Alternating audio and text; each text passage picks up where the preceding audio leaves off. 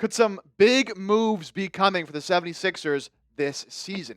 Daryl Morey spoke at Summer League and revealed that some players on this roster might not be safe and he might be looking for a big upgrade as the season goes along. We're going to dive into all that. Plus, Morey also spoke a little bit about Joel Embiid, Gershon Yabusele, and Quentin Grimes as well, and the current state of this roster and kind of the job he thinks he has done thus far in the offseason. So we're going to get into everything he said, including a concerning report on Joel Embiid's recovery. Before we do all of that, guys, we are on the march to 24,000 subscribers. My goal is to hit that number before the end of July. We are 664 people away. So if you're looking for a channel here on YouTube to get all your Sixers news every single day, all year long, I promise it's the best place to stay updated with the 76ers.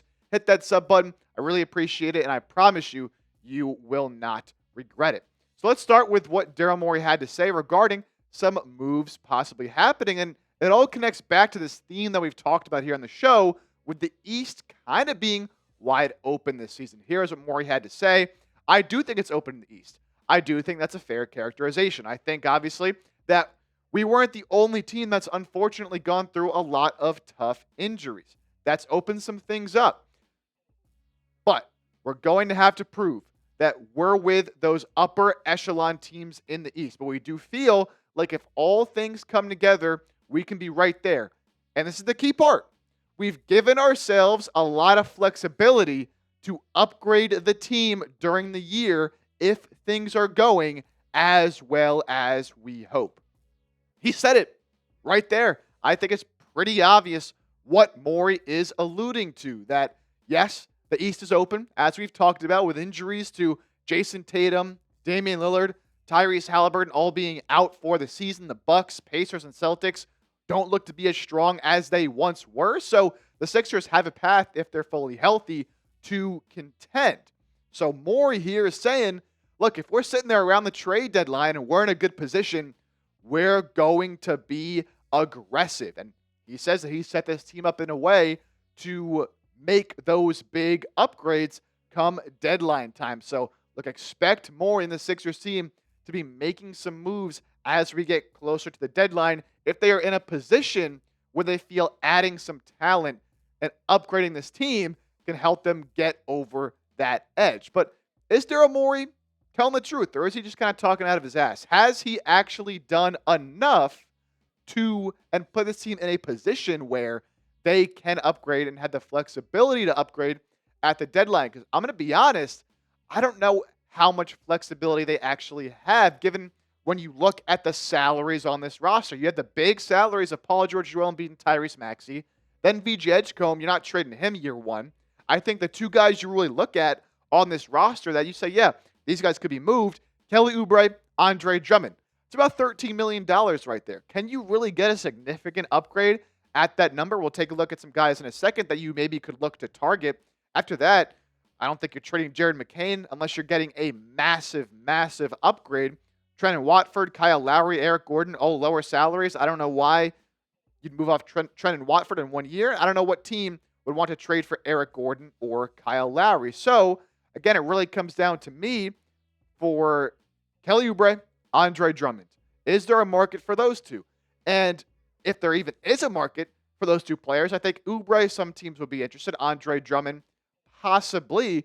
Can you combine them to find an impact player right around that 13, 14, $15 million mark? Because you got to match salaries in the NBA, right? So if that's really the only salaries you have, are there any players around that number or come trade deadline time could be looking to be on the move and you could actually find an upgrade and get a trade that you think helps this team out? Now, I took a look at some players' salaries that I think could be trade targets come deadline time. It's so hard to know right now, sitting here on Monday, July 14th, what players and what teams are going to be in certain situations.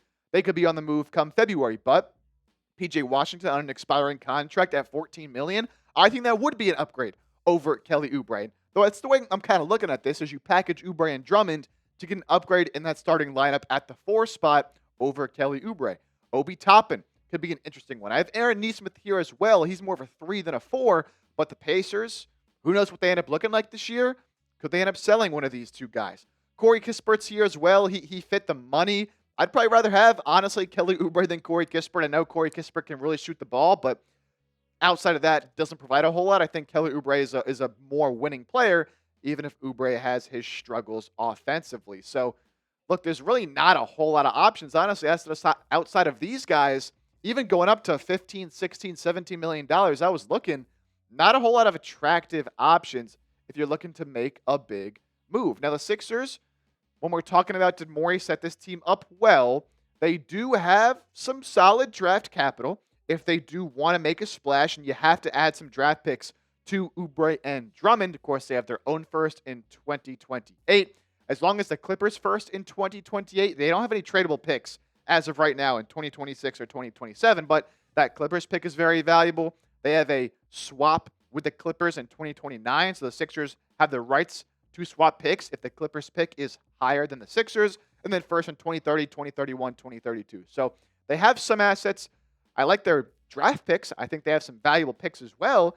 From a player standpoint, though, I'm not sure they really have the most flexibility and the most intriguing assets to make an impactful change at the deadline. But on the margins, I'm sure you can always find a way to make some moves. I will say this too, when it comes to making these moves and having the flexibility to make these moves, I think one of the reasons Morey said this is because of the aprons, right? Once you pass that second apron, it's very hard for teams to make trades. You cannot combine player salaries and moves like we're talking about here with Drummond and Oubre. That's why it's so key the Sixers stay under the second apron, and that's kind of why the situation with Quentin Grimes is so important. We take a look here at how much space the Sixers currently have. Now, as of right now, Grimes is not signed. So the Sixers are still technically under the first apron, $9.8 million under, and they're 21.7 under the second apron. So they're going to be over the first apron. Grimes is obviously getting more than this 9.8 unless he takes that qualifying offer. But the Sixers really want to be under this second apron number, and I think that factored in a little bit to why Gershon Yabusele wasn't on this roster. We'll get to some Gershon talk later. So really got to get Grimes for under this number, and so you have some space under this number as well, so you don't end up going over that at some point during this season. That's why these Grimes negotiations are going to be so important, and I think that's partly why they're taking quite a while as well. Now, there's a lot of restricted free agents, Josh Giddey, Jonathan Kuminga, Cam Thomas, that have yet to sign their deals. The restricted free agent market is just taking a while, right? There's not a lot of teams that want to give them money. There's no need for a team like the Sixers to pay up for Grimes right now, so it's going to take a little bit. But it's so key that they stay under that second apron so they don't get hit with all these trade restrictions this season, and they maintain that flexibility that Morey has been trying to build. So really, all in all, I expect Philadelphia, especially with what Morey is saying here and the actions we have seen in the past, to be very, very aggressive if they are good at the deadline. If it's another scenario like last year where injuries are piling up and they're not good once again, sure, they could try to sell some guys, but I expect them to be better this year. And if they are, expect some changes to happen. I would say Kelly Oubre, Andre Drummond are the names to watch as guys that could be moved as we get closer to the deadline. Doesn't seem like anything's going to happen right now, but come January, February, we could see some pretty big changes to this 76ers roster. So I mentioned a couple names there in Oubre and in Andre Drummond that I could see getting dealt at the deadline. Do you agree? Do you disagree? I want to know, who do you think is the most likely Sixer to get traded this season? Again, can be Oubre, can be Drummond, anybody else on the squad. You think a Paul George trade might happen? I don't see that happening, but maybe you do. Get down in the comment section right now and let me know. Now we're going to get to a pretty worrisome, in my opinion, Joel Embiid injury update from The Athletic, as well as Daryl Morey speaking on the Gershon Yabusele, Quentin Grimes situation and the position he's put this team in right now. But before we do, we have a massive new deal through our friends at Fanatics, and it only applies today, Monday, July 14th. You can get 25% off on a Jared McCain jersey if you use code HOMERUN at checkout. HOMERUN, code HOMERUN at checkout. You can get 25% off this Jared McCain official Nike jersey. Again, that deal only applies for today, Monday, July 14th. It'll be gone by tomorrow. So you got to take advantage before it's too late. Go to chatsports.com/McCain sale. You see that link right below me. It'll be in the comment section and description of today's show as well. You go there. Once you get to checkout, you put that code home run in. You will get 25% off your Jared McCain jersey. Again, only available today, Monday, July 14th. So take advantage before it's too late. Chatsports.com/McCain sale. All right, so let's get to the back half of today's show. This Joel Embiid update, man, it kind of scares me a little bit. And it's going off of what Morey had to say about a week or so ago, that Embiid was on track to be ready by the start of the season. But Tony Jones of The Athletic added a little more insider information. Here's what Tony Jones had to say. Morey says Joel Embiid is on track to be healthy for the start of training camp, the start of preseason, and the start of the regular season. But league sources tell The Athletic that Embiid still has not returned to full on-court basketball activities. He has resumed partial basketball activities, according to this league source. In light of this, Morey and the front office remain optimistic that Embiid will be on the floor for the season opener. How many times have we heard that exact line right there? That Morey and the Sixers are optimistic that Joel Embiid will be ready. So sorry if I'm a little bit skeptical that Daryl Morey and this Sixers front office is saying that Embiid is expected to be ready. Because that's all we keep hearing, right? He's expected to be ready by this point. We think he'll be good to go. We are hoping and we're optimistic that Embiid will be ready by this certain date. Are we ever going to hear he will be ready by this certain date? I don't think so. And so I get it's only July, right? And we have months until the start of the regular season and until the start of training camp and all that. But it just worries me, man. He hasn't gotten back to full-on court activities. Now he's only, 3 months out from that surgery? 12, 13 weeks, something around there. But, and I get it's Joel Embiid and you want to take things slowly. It's just we hear this all the time, right? Is that he's expected to be ready, and then there's a setback, and he's not ready for the start of the season. So, sorry if I'm a little bit worried. I'm not trying to be super negative. I'm just trying to give y'all my honest thoughts. And with the fact that he still hasn't resumed full on-court basketball activities and all the words we're hearing are optimistic and hopeful and expected, it just scares me a little bit, in all honesty. Let's get to what Daryl Morey here had to say on Quentin Grimes and Gershon Yabusele. Of course, Gershon Yabusele leaving in a free agency to go to the New York Knicks. And a lot of fans upset that the Sixers did not match that contract the Knicks gave him. And Gershon himself came out and had some things to say that Philadelphia didn't even give him a real offer, led to some confusion. Look, you can be mad at Daryl Morey for a lot of things. This situation is not one of them. And what Daryl Morey had to say here, it's true. And I'm believing what he's saying because it's the situation Philadelphia was in. Here's what Morey had to say on losing Gershon Yabusele. Yeah, that sucked. We offered Gershon the most we could that wouldn't limit us in our ability to retain Quentin Grimes. That was above the minimum. I've seen reports saying that we only offered the minimum, and that was not true, but it was definitely below what he ended up getting from the Knicks. We knew it would create a challenge for us. We wanted to retain Quentin Grimes. We hoped to work that out with his representation. Our focus was on making sure that happened, so that did impact what we could offer Gershon. I just want people to understand and realize here, Daryl Morey didn't try to disrespect Gershon Yabusele by giving him a low offer. They weren't just letting him go for no reason, right? They could not give Grimes the mid-level exception. I'm sorry, they could not give Gershon the mid-level exception because then they wouldn't have been able to keep Grimes. It's just the unfortunate reality of the Sixers situation, and it's just the way the CBA is nowadays. So, I'm glad Gershon got his money, and I'm sure he is a little bit upset that he couldn't come back to Philly and that they didn't give him the offer he might have wanted. But it's the financial position the Sixers were in. And some people will say, well, why didn't they trade him at the deadline then if they knew they weren't going to be able to keep him?